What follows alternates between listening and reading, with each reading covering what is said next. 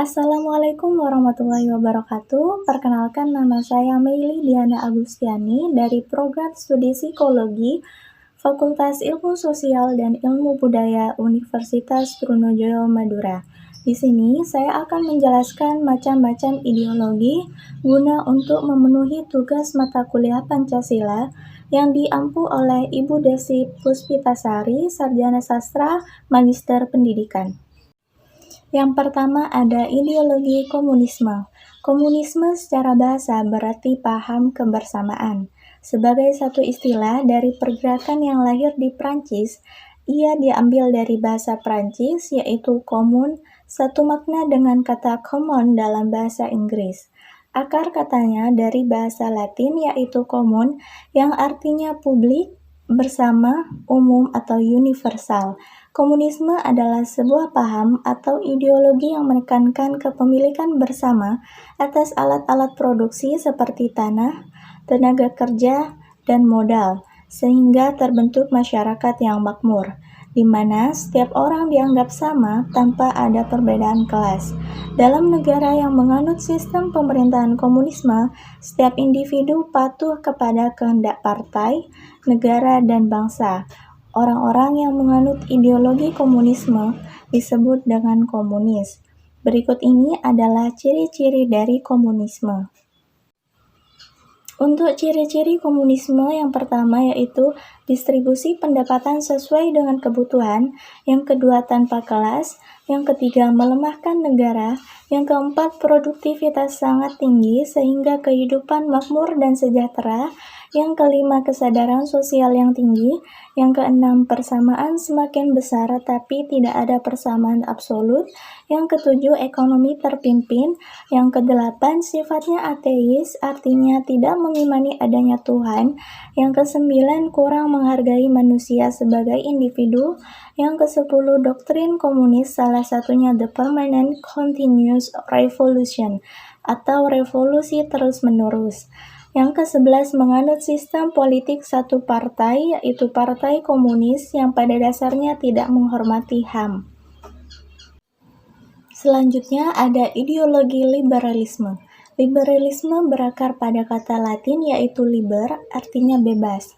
Liberalisme atau liberal adalah sebuah ideologi, pandangan filsafat dan tradisi politik yang didasarkan pada pemahaman bahwa kebebasan adalah nilai politik yang utama. Secara umum, liberalisme mencita-citakan suatu masyarakat yang bebas, dicirikan oleh kebebasan berpikir bagi para individu. Paham liberalisme menolak adanya pembatasan, khususnya dari pemerintah dan agama. Ada dua macam liberalisme, yaitu liberalisme klasik dan liberalisme modern.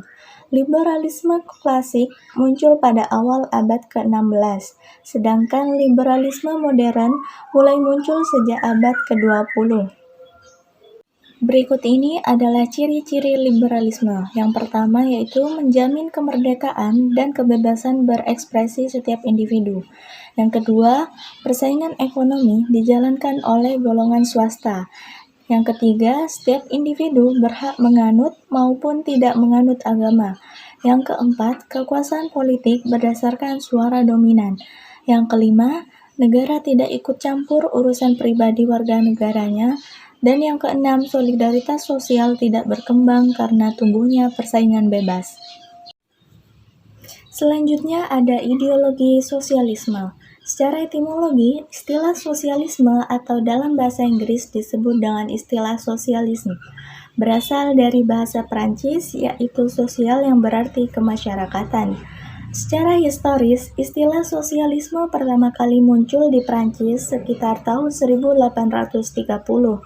Dalam Encyclopedia of Social History, sosialisme didefinisikan sebagai sebuah istilah yang mengacu pada sebuah pergerakan atau sebuah teori organisasi sosial yang menginginkan kepemilikan atau pengontrolan secara bersama-sama terhadap produksi dan distribusi.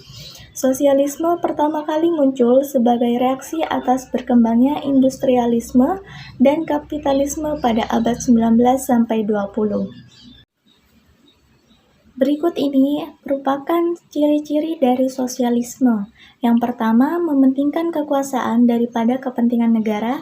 Yang kedua, kepentingan negara lebih diutamakan dari kepentingan warga negara. Yang ketiga, kebebasan atau kepentingan warga negara dikalahkan untuk kepentingan negara. Yang keempat, kehidupan agama juga terpisah dengan negara. Yang kelima, kelas penguasanya tidak memiliki kekayaan pribadi. Yang keenam, kesejahteraan atau kemakmuran milik bersama diatur oleh negara. Dan yang ketujuh, pemusatan ekonomi di tangan elit-elit politik. Selanjutnya yang terakhir ada ideologi Pancasila. Pancasila adalah ideologi dasar dalam kehidupan bagi negara Indonesia.